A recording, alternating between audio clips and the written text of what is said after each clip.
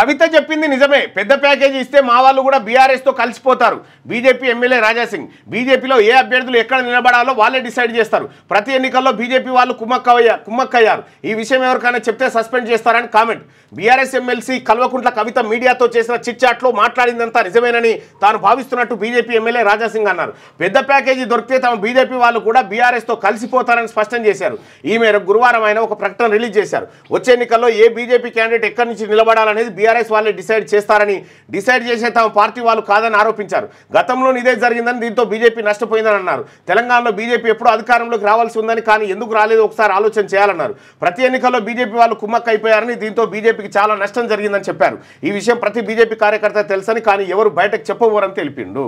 కవిత గారు వ్యాఖ్యలు చేయడం, బీజేపీ ఎమ్మెల్యే ఎస్ నిజమే అని చెప్పడం, మొత్తం ఆగమాగం ఉంది.